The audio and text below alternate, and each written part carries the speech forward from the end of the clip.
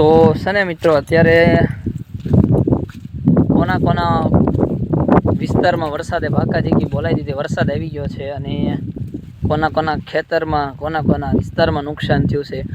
અમારે હું વાત કરું ને તો અમારા વિસ્તારમાં જો અત્યારે હું છે ને અત્યારે ખેતરે છું, થોડોક વરસાદ ઓછો થયો છે.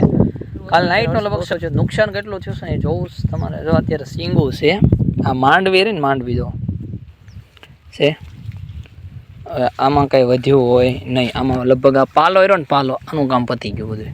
જોઈ લે હવે પાલો ન થાય. હવે આ લગભગ 2 વીઘા જેટલી જમીન છે, બે વીઘાની જમીનનું છે ને ખાતમો થઈ ગયો અત્યારે.